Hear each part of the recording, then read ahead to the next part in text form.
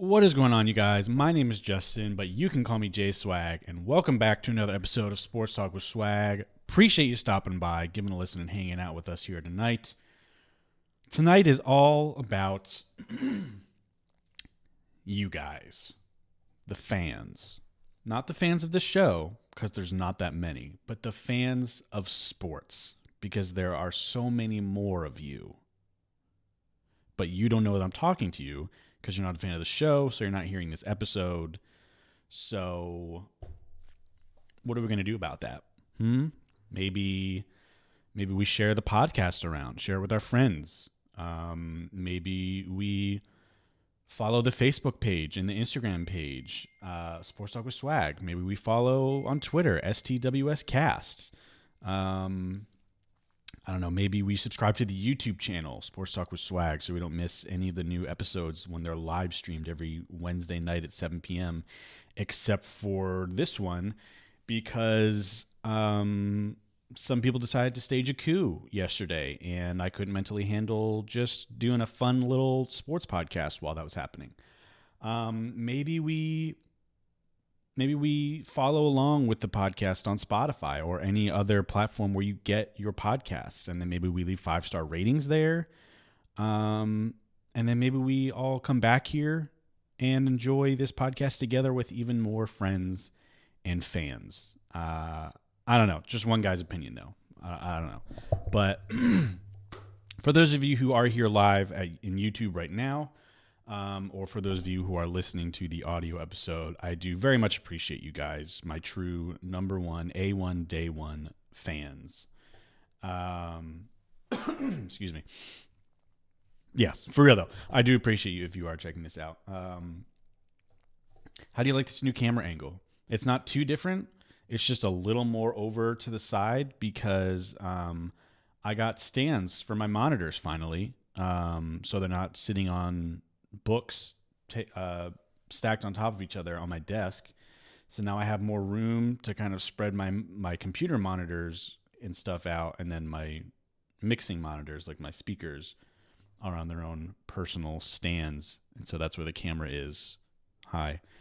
So you can actually get a better view of Eli up here. And then these two new additions I just made, the items themselves are not new at all. I've had them for years, but I just finally got them in frames and hung them up. We have a Langston Galloway signed photo and a Darren Williams signed photo. So that's pretty fun because I went home for Christmas, and my mom gave me this big tub of stuff that I used to have, like growing up, and I found that Darren Williams signed picture, and I was like, that's pretty cool. And then what else we have? This isn't really an addition to the studio, but I got this in the mail today. See that? That's a Chris Paul rookie card. Pretty cool. So I actually back there, that's the book that Chris Paul wrote, and I have it signed. And then right there, if you can see, I have more cards of his. I've been getting back into collecting cards a little bit.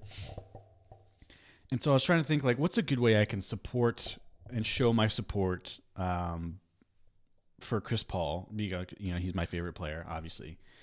And I was like, obviously, I think the first thing you think of is jerseys. So I have a Wake Forest jersey of his. I have a Hornets jersey of his. And then at one point or another, I had a Clippers t-shirt jersey of his. And keeping up with jerseys with players is difficult enough because they're so expensive. But then if there's someone like Chris Paul who's now on his 5th team, it's really expensive. And so like the cheap versions are like $70. So I can't really keep up with that. So I was like, I can do trading cards. And so I have, this is his rookie card that just came in the mail, significantly cheaper than a jersey. And then I also have cards from when he was on the Rockets, Thunder, and Clippers. And then obviously have to wait a little bit longer to get one for him as a Suns player because the season just started about 2 weeks ago. But yeah, why am I telling you this? I don't know, because it's my show, and you can't tell me what to do. When life throws you lemons, I make beef stew. Anna Milonakis reference there. Anyway, this show is going off the rails already. Tyler showing some love for CP3 in the chat. We love to see it. If you are here live in the YouTube stream, say hello. And again, as always, if you have any questions, comments, concerns, or your own thoughts you want to share, please feel free to throw it in the chat. I love this being interactive.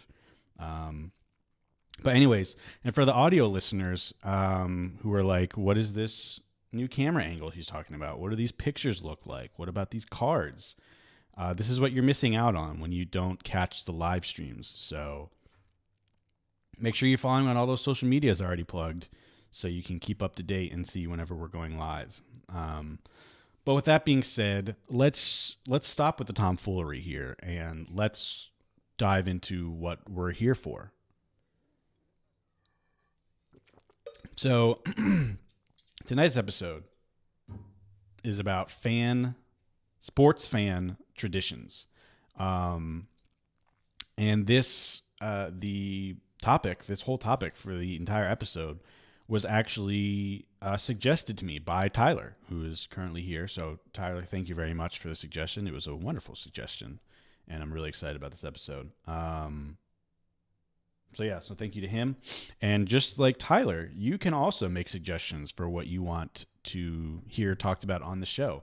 And I will gladly take those suggestions and almost always do an episode on it because, I'm not vain. I'm not above you. I need the help for topics sometimes. So I'm glad to take that help and that advice. So with that being said, I have compiled the list of, let's see how many I have. 14. 14 of the either coolest or funniest or weirdest or best or whatever sports fan traditions that I could find. Now, I do want to clarify before we get into this. This is specifically kind of referring to sports fans and not necessarily the athletes or the teams themselves. So traditions like New Zealand, the All Blacks, their rugby team, the haka they do before their matches. That's not going to make it to the list, as wildly cool as that is, which I highly suggest you search that up and watch it because it's really awesome. Stuff like that. The Lambeau Leap. What else? I can't think of anything else, but stuff like that is not going to be included on the list because we're looking more at like the fans and what they do and what some of the traditions that they have started. And so I actually, you know what, now that I think about it, because I'm such a good podcast host, I forgot to add a couple to this list that we got from suggestions from Facebook. So again, another plug for the social medias. If you follow, I ask questions all the time, and you can hear your stuff read out on the show. I don't want it to seem like it's like, yeah, that's right, I'm going to say it in front of all my fans, because there's not that many people. But it's just fun. Okay. So let's start with some of these Facebook ones, because there's some good ones, some cool good ones, some ghoul ones. All right, this one comes in from Michael Sessa, and he says, "Don't worry, Mom, I got yours." Michael Sessa starts us off with "Roll Call at Yankee Stadium is a classic, and boy, is it ever." And so, for those of you who have never seen have been to a home Yankees game, because I don't know if you can really hear it when you're like watching the game on TV. It's definitely a better experience when you're actually there at Yankee Stadium. But so essentially what they do, starting at the top of the first, is the fans, known as the bleacher creatures, out in right center field, will start. I don't know where they actually start. They may just start with like first base or something. I'm not exactly sure. There may not be an order, but they just will chant each player's name until they acknowledge them. And I don't know when it started, but it's been going my entire lifetime that I've gone to Yankee games. It's happened. And it's just fun because, so let's say back when I was going to games, you know, so I should preface, they also only do it in the top of the innings because obviously you're not going to do it when they're at bat or in the dugout. So it's when they're in the field. So it can sometimes take all the way up to like the top of the third because, if the game's going quicker, then you don't have as much time. But so it'll be like Derek Jeter, Derek, and they'll do that until he turns around and gives them a wave or a salute or a whatever they want to do. But it's fun. It's just a nice way for the fans and the players to acknowledge each other and cheer them on and whatnot and get the game started on the right foot. So that's always fun, and that's a great one to start us off. It's a classic. And then next up on Facebook, this one comes from Mary, and she says, whatever that weird drumming / banging noise is in the stands at Yankee games, what even is that? Now, this is another classic Yankee Stadium fan tradition. And this one was actually, I don't know if it still happens or if it carried on into the new stadium, because from what I knew, it was a older gentleman who started it. And so I'm not sure if he's still around or if he still goes to the games or not. But he would basically bring like a pan, like a frying pan to the game, and then bring like I think a wooden spoon probably. And he would just walk around the stadium, and I think it was for, I don't know, like $1. Give him $1, you can hit the pan. And so that was a classic soundtrack of Yankee home games. Another one where it's better experience if you're there, where it's just throughout the game you're just hearing like just stuff like that, but much tinnier and louder because it's a frying pan being hit really hard. But yeah, that was another fun tradition that you'd hear just throughout. And it could get a little annoying, definitely. But yeah, so that was a classic too. And then another one from Mary where she says, here's one that's the coolest. Being at your first JMU football game and the Dukes score a touchdown and streamers fly everywhere. I don't know, maybe all college teams do that. I thought it was pretty cool. Yeah, so this is one. Yeah, so obviously, if you don't know, I went to JMU, as did my other siblings. And yeah, at their football games, every time the team scores a touchdown, it's just purple and yellow streamers flying everywhere through the stadium, especially the first touchdown. But yeah, it's really cool. I don't know, I mean, there's so many colleges in the country. So who knows? I'm sure there are other schools who do it. And I think a big majority of colleges in the country who have a decent football team or a decent football program, I'm sure have some sort of a tradition like this. Maybe not streamers, but we do have a couple of other college football ones on the list. But yeah, that one's always really fun, and you can get some really great pictures of that too. So if you search that, just like search JMU streamers on Google Images, you'll get some really cool pictures. Yeah, that's another good one. Because that one's, it's fun to do because you just get to chuck a streamer up in the air and watch it come down, and it's also cool to visualize and just see a sea of purple and gold all around you. It gets everyone involved. A lot of times before the games, especially like family weekend or homecoming or like the first home game, there will be free streamers just out for you that are being handed out to people before the game. So it's something that's encouraged too, and you know, they like it. It's not like something where the school's like, oh, come on guys, you're not supposed to do that. Like, they definitely encourage it and they like it. So he basically bought a ticket for each game. That's crazy. Yeah, I'm pretty sure. I remember just one random time I was watching a game back in like elementary, middle school. The TV broadcast like talked about it and talked about the guy. That's how I found out about it. And I'm pretty sure for a while he was just buying, and he probably just had like season tickets. But I think eventually the Yankees just started giving him season tickets because he became such a staple of the home games and doing that. I'm pretty sure they just ended up giving him season tickets, as a gift. So pretty cool. What's next? Vanessa said on Facebook, West Ham blows bubbles. This one I'm not familiar with because I don't watch Premier League at all, but I'm assuming that's probably after every goal that they blow bubbles, which is pretty cool. I like that. It's different. You're not going to see bubbles at many sporting events. But soccer fans are creative in their support of the teams. So I like that. That's cool. I'm sure that's another very cool visual thing to just be celebrating a goal, and then you just see a wall of bubbles coming on over the field. That's pretty sweet.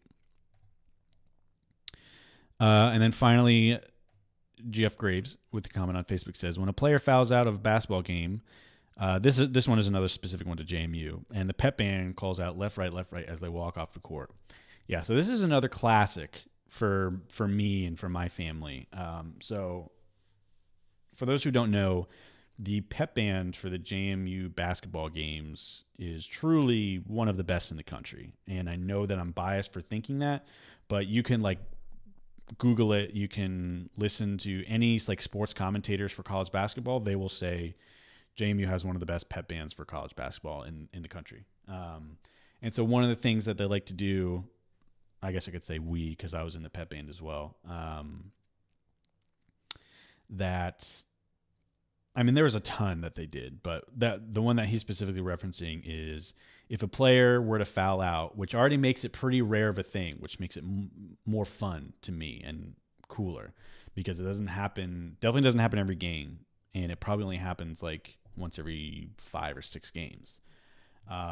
If a player happens to foul out the opposing team, as soon as that last foul is called and they're ejected from the game, and so they're walking to the bench, each step that they take, the pep band will call it out. So if they're walking, it's like left, right, left, right, left, right, left, right, left, right, and they'll keep calling it out until they sit down, and then the pep band goes wild and starts cheering like crazy. So that's another one that's really fun. There's a lot of hilarious stuff that the pep band does to really just get under the skin of opposing players, but also equally as supportive for the home team. So that's a good shout. That's another great one that is always really fun to experience. I'm trying to think of some of the other things that the pep band would do. A lot of times if like a player traveled or had like a backcourt violation or something like that, they'd chant, "You can't do that."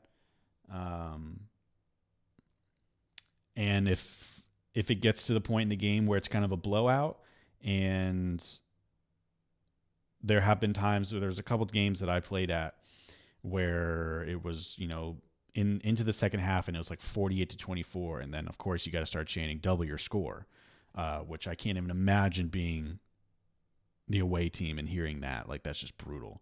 What else?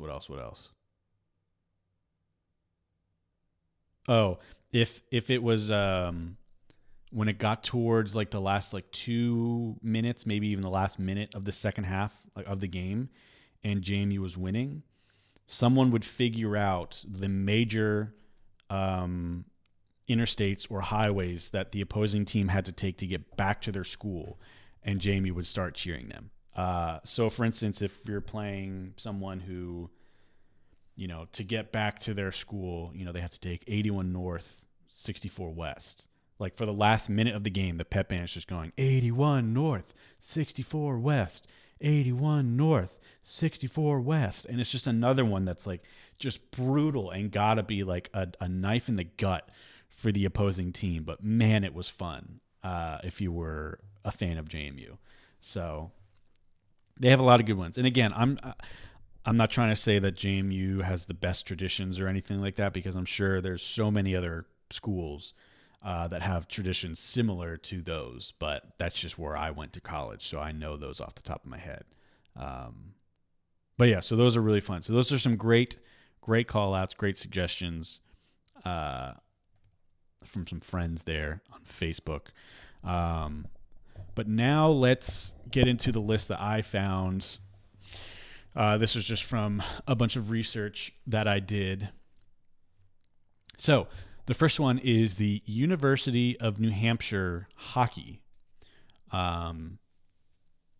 Whenever the University of New Hampshire's hockey team scores its first goal of the game, a fish is thrown onto the ice, either to celebrate or to deliver a Sicilian message that Luca Brasi is dead. I'm pretty sure that second half is the joke.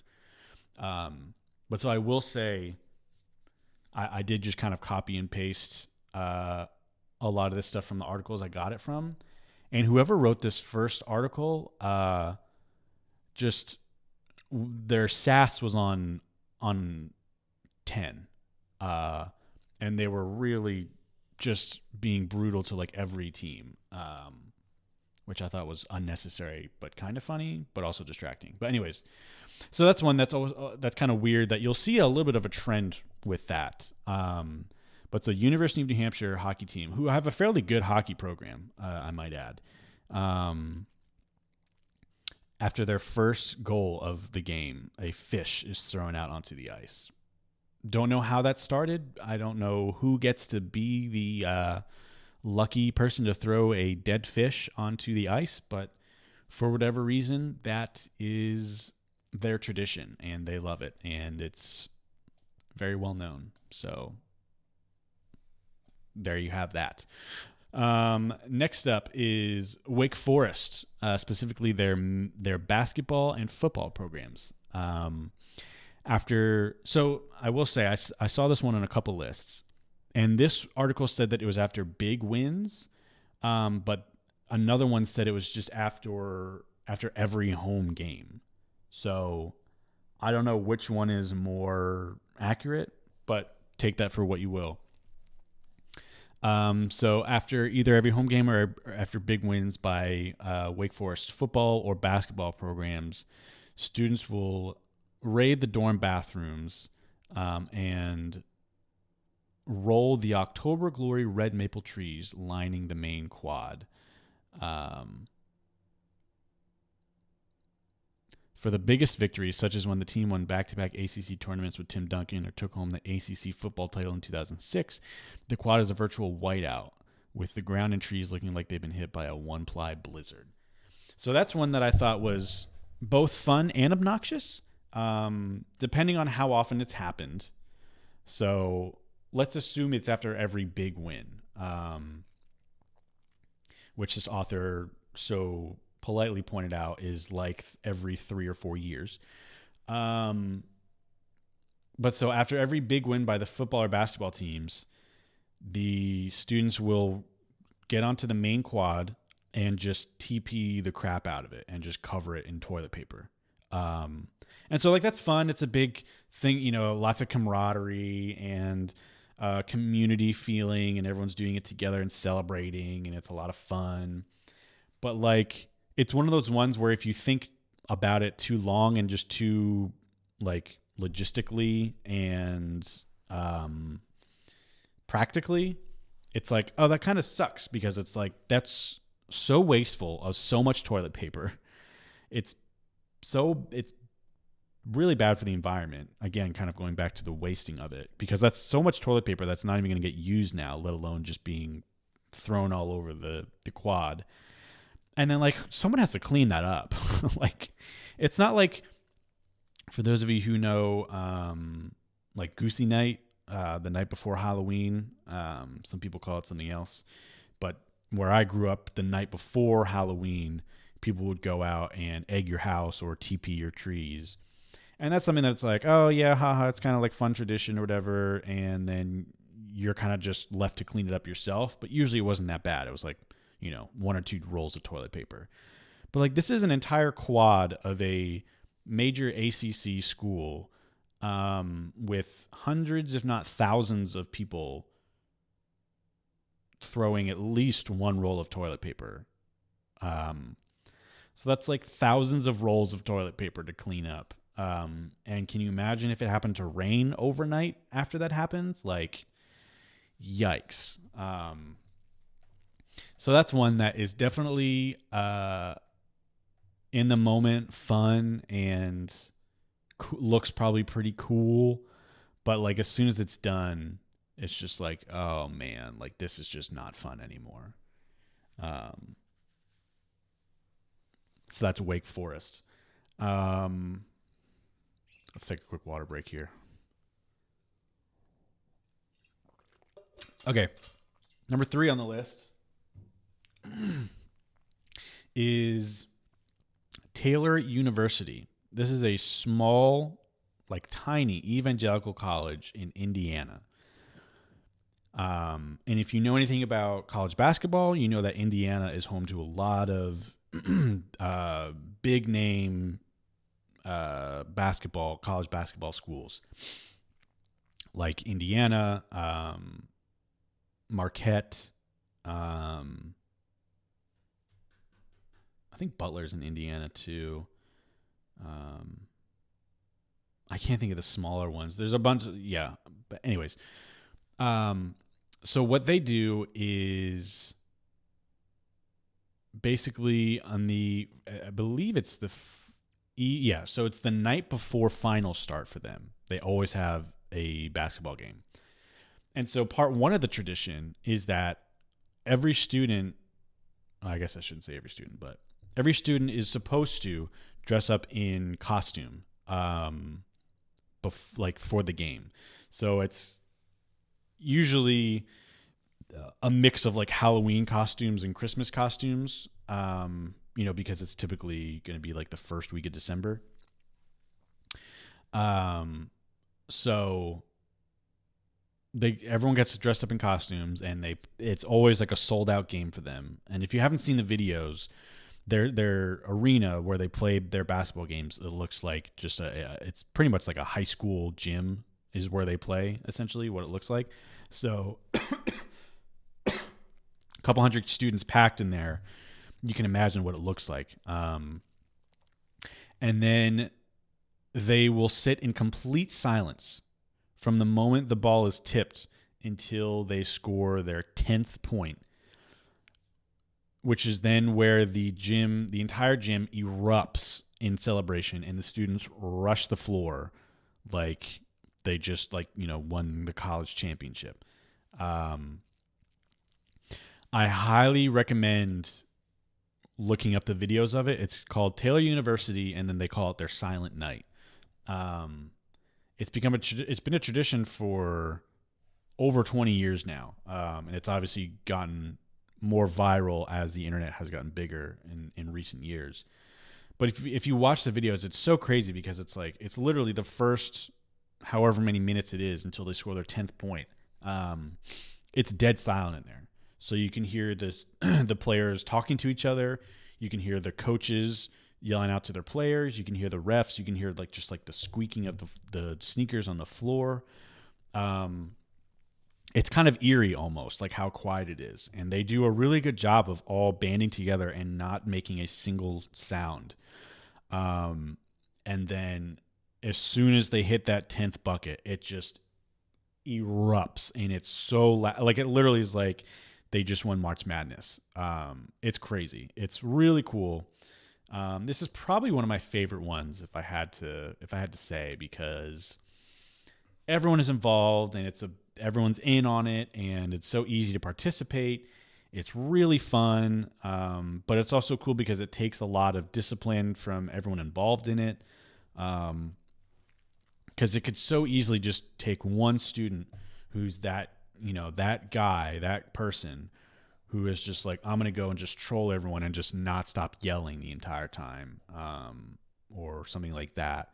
So, but that never happens. And if someone doesn't really know what's going on and they accidentally make a noise or cheer, they'll immediately get shushed by like everyone else.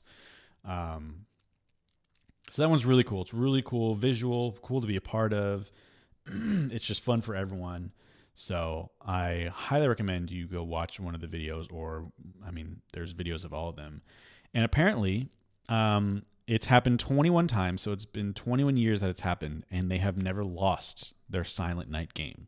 So it's a pretty successful gimmick as well, which is pretty cool. So that is a very, very fun tradition. All right. Next up is UPenn, University of Pennsylvania, and their football team doing a toast toss. So before the 1980s, the UPenn band would play a song called Drink a Highball that concluded, "Drink a highball and be jolly. Here's a toast to dear old Penn." Fans would take the direction literally and take a nip of a drink. When alcohol was banned from Franklin Field, students had to get creative, which in this case meant stealing a move from those cult interactive viewings of the Rocky Horror Picture Show. When a character in the film offers a toast, fans threw toast at the screen. Since the last line of the highball song is "Here's a toast to dear old Penn," students simply borrowed the tradition. Now when the song is played, thousands of pieces of toast, or just plain bread, because what college student owns a toaster, are hurled onto the field. This being an Ivy League school, there's also a so-called toast Zamboni that was made by engineering students to pick up some of the projectile. So there you have it. So there's that one. Not to be confused with Penn State, but UPenn, the Ivy League school. I'm assuming that's every home football game. Before the game starts, they play a song called "Drink a Highball," and the last line is "Here's a toast to dear old Penn," and everyone just hurls pieces of bread onto the field. So I like that one because it's wildly unique and it's very weird, but I think it's really funny too, just picturing thousands of students and people just hurling slices of bread onto the football field before the game. But then also fun that engineering students, who knows how many years ago, designed a quote unquote toast Zamboni that helps pick up a lot of the toast. That's fun. I like that. Again, it's getting everyone involved. It's easy to be a part of. It's silly, but it seems like it's a pretty established tradition, which I like. All right, next up is John Brown University basketball and their TP night. So John Brown University, another religious school in the Midwest, becomes a mix of New Hampshire, Wake Forest, and Taylor University on TP night when the student body throws hundreds of rolls of toilet paper on the floor after the team's first basket. JBU is assessed a technical foul for the outburst, but nobody seems to mind. So this is another one. A lot of these you're going to notice is people throwing stuff, but luckily it's stuff that's very safe and it's expected and it's become tradition. But so more toilet paper being thrown, but it's after the first basket that they make. And again, I don't know if this is like every home game or if it's just one specific one. I feel like it's got to be one specific one because that would be so annoying to start every single home game off with hundreds of rolls of toilet paper being thrown onto the court, and then you get a technical foul, and then you have to clean it up. I mean, again, it's expected, so it's not like the coach is going to be super mad about it, which is what makes me think it's probably just one game a season. But again, just another fun, simple, silly one, but following in the pattern of a lot of these other ones. All right, so this next one is probably the oddest one and the weirdest one.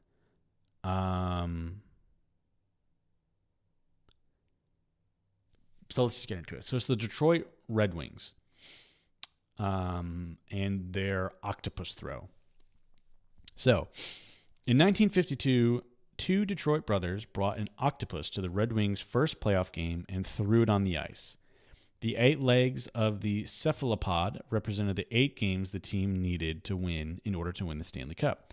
The tradition continued for decades, picking up steam during the team's dynastic run of the late 1990s. Back then, the team openly encouraged the celebration, but now they have to look the other way, a result of NHL rules and Detroit law. The throwing of an octopus results in ejection and a $500 fine, but the Red Wings take care to note that a police officer must see the throw in order for a fan to be ticketed. So that's one that I love hearing that, but it's just so bizarre. And like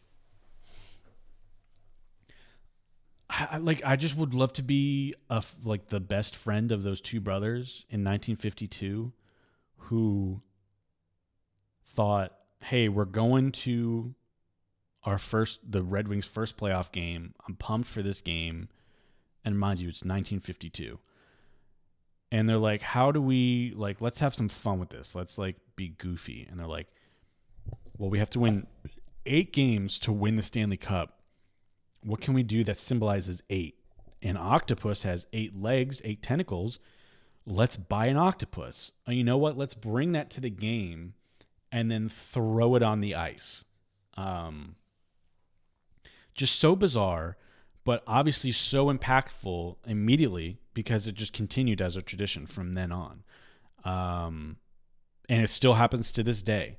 And like they said, you know, a police officer has to see the throw in order for a fan to be ticketed. So I wouldn't be surprised if, you know, the Red Wings arena and the fans are kind of in on it and find a creative way to make that, you know, possible, that you can't see who threw it. But that's one too that I'm just curious of logistically, of just like, who decides who gets to throw the octopus? Like, what's to stop like 100 different fans from being like, I'm going to be the one to throw the octopus, and they all bring an octopus into the game? Also, how do you sneak an octopus into a hockey game? Like, that has to, like, someone has to see that when they're checking your bag when you come into the arena. And so clearly that, you know, employee has to be in on it and like allow it to go through. It's just weird. I mean, it's one of those things where it's like, you shouldn't overthink it, because it's just a funny, silly tradition that an octopus gets thrown out on the ice. But they love it and they encourage it. So there you have it. Let's see.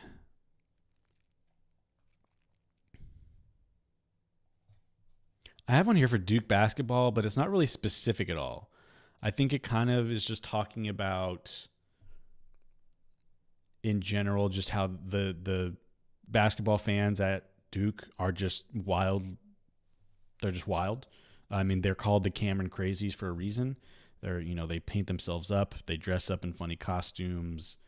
They have planned chants and cheers and distractions and stuff. So I'm going to skip that one because it's not very specific.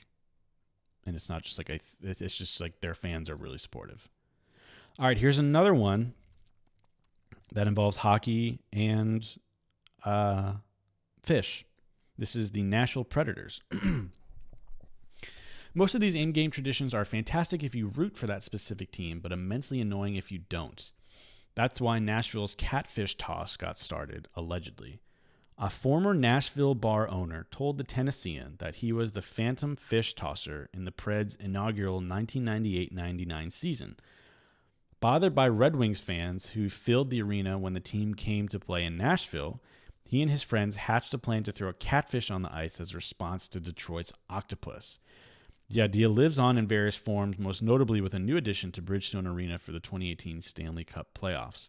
The team announced before Game 1 of its first-round series that a fish tank has been installed and would be home to 4 catfish. 4 wins per series, said Predators president Sean Henry. 4 series gets you the ultimate prize. I like it. If you're going to rip off Detroit's celebration, might as well go all in and steal the symbolism too. So I like that one a lot. I think I actually like it more than Detroit's because it's in response. Now, it obviously wouldn't exist without the Red Wings and their tradition, but that is pretty fun, of like being people, being fans of the Preds, and they're a relatively new franchise. And you have these Red Wings fans who are, you know, so gung ho about their team that they'll make the journey down from Detroit to Nashville for when Detroit plays in Nashville. And obviously they're a wild fan base, and so they can, of course, you can get annoyed by them. And so I just love that it's an emboldened Preds fan who's like, screw these Red Wings fans and their dumb octopus tradition. Like, I'm going to throw a catfish out on there instead. And that the team has fully embraced it. And they literally had a fish tank installed to hold the catfish for it. I just love that. That's so funny. It's a fun, silly, kind of response to the Red Wings tradition. It's just all in good fun, and I love it. So now moving across the pond to England, we have Chelsea football and their celery tradition. For years, fans of the British Football Club brought celery to Stamford Bridge and threw it on the field, creating the kind of general mayhem you'd expect from English soccer fans. Why celery? No one quite knows. One origin story is that it was inspired from a lower league team that had its field overrun with celery in the offseason. The celery tossing, which was accompanied by a bawdy chant, was halted after it interrupted a 2007 game with Arsenal, but fans still bring it to victory parades and away games despite it being the least nutritious vegetable. So that's one that's kind of like a lot of these traditions, not really sure how it got started and what happened with it. But nevertheless, it's a tradition that is still around. Well, I guess it's technically not, but it's still a tradition that I guess it does kind of still carry on, but just not in the sense that it used to, of where they used to literally throw the celery onto the field, but now it's more of like a staple of, like they said, victory parades and probably watch parties and stuff. So I'm wondering, so it says one origin story is that was inspired from a lower league team whose field was overrun with celery in the offseason. So that makes me think that they must have played that team at some point, and so they were kind of jeering them by throwing celery onto their field to kind of make fun of them. So that's definitely one of the weirder ones that when I saw that, I was just like, huh? Like, very weird. But again, soccer fans can get very creative with their support for their teams. So kudos to them. Next up is Florida State University and their sod cemetery.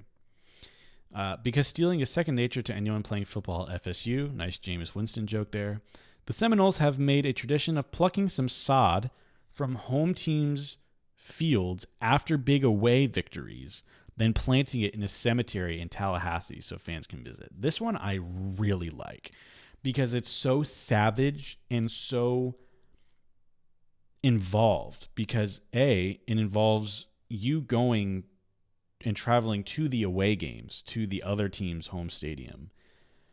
And then it involves them having to win that game.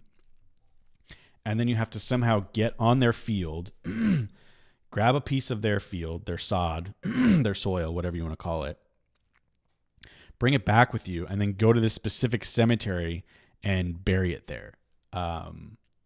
But I love that it's, excuse me, I love that it's well known enough that like people will go and like visit the cemetery. I'm assuming this one still happens, but I love that one. But yeah, it's so involved and specific and like very, like it's savage, but I love it. That's fun. Let's see. Next up is Texas A&M University and their 12th man. You know how to mess with someone from Seattle other than bringing up your love for the Thunder? Tell them that they didn't invent the 12th man. That honor belongs to the students of Texas A&M who remained standing for the entire game in solidarity with the players on the sideline. So I had no idea about this one.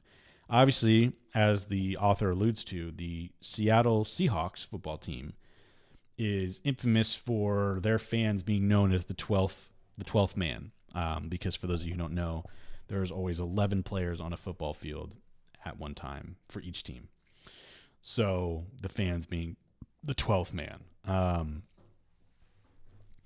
And so this is just kind of that, but on 10, because it's A&M doing it for their football team, their student section, but they do it in what it actually is, tripping over my words, is that they stand for the entire game. But I like that it's in solidarity with the players on the sideline, because that is something you never think of when you're watching a football game, is that majority of the players and coaches are standing on their feet that entire time. And like you as a fan, you're either at home watching it on your couch eating chips and dip, or you're in the stands probably sitting most of the time, except for, if you're about to score a touchdown or something and you get up in excitement or to see better. But to stand the entire game, it's harder than you think. Maybe they get a break during halftime, but that's still at least 2 hours on your feet for that game. So kudos to them for doing that. But that one's fun. Good solidarity with their team there. All right, next up is the University of Florida. And this one I put on here because you can't deny its spread and its notoriety, but I hate it so much. But it's their Gator Chomp. So it says, Gator fans worldwide will extend their arms and clamp them together like a gator's mouth at sporting events, but also upon meeting other fans in airports, in business meetings, and at shopping mall fast food courts. And that's very true, because it is one of those things where it's like, it's the University of Florida have probably one of the biggest fan bases in the country for like college sports. It's probably Alabama, Florida, Texas, Ohio State, just like those big colleges that have been around forever and have had very successful programs. And it's just, it's one of those things where they literally just, it's all it is. And of course, it's something that they do at their football games and their basketball games. I mean, all their sporting events when anything big happens. But it also literally is something where it's like you can, if you just see like two people with University of Florida t-shirts on and they see each other, they just immediately go to doing that. And it bothers me because I'm like, it's so dumb, and like they do it like everywhere. Like the joke about it being like in airports or business meetings or fast food courts is like so true though, because it's like, I would not be surprised at all if I were to tune into, a meeting tomorrow at work and there were two people who went to the University of Florida and they're like, oh yeah, let's go Gators. It's just one of those ones that for whatever reason just rubs me the wrong way. And that's it. I got lost in the shuffle there. That was actually the last one. That's how they rounded us out there. University of Florida with their Gator Chomps. So if I had to say, I think my favorite one would probably be the Taylor University Silent Night, followed by the Preds and their Catfish Throw, followed closely, rounding out the top three, with the Detroit Red Wings and their Octopus Throw. I think the Gator Chomp is probably last on my list just because I hate it. And I'm trying to think. I think the Wake Forest, the toilet paper ones are pretty low in there too, because I just can't help but thinking about the custodial staff or the janitors who have to clean that up. And they're probably just like, oh, like, again, like we're really still doing this. Especially, like I brought up, the Wake Forest one, it's outside on their quad, and you have hundreds, if not thousands, of rolls of toilet paper being thrown on the quad. And it's going to be probably at night because it's once the game ends. And just imagine if it rains that night. Like, you have to either wait for like immediately after the students leave the field to clean it up and do it like overnight, or you wake up in the morning to see that it rained and now you have wet toilet paper all over your quad. Like, oh, that would just rub me the wrong way. And it's just so wasteful. But those are some of the most notable and well-known sports fan traditions that I could find. Let me know if I missed any, and if there's any that you love that you wish had been talked about, and I can bring them up in the next episode. Let me know which one is your favorite and which one you think would be the most fun to partake in and which one would kind of rub you the wrong way. But But yeah, that's our episode for tonight. Again, make sure, one last plug, that you're following all of the social media accounts. We love getting a follow there so you can stay in touch and up to date with when we're going live, and just to keep up with when I'm tweeting about sports and whatnot. And other than that, I want to thank you guys for listening and for watching, and I'll see you in the next episode. Peace.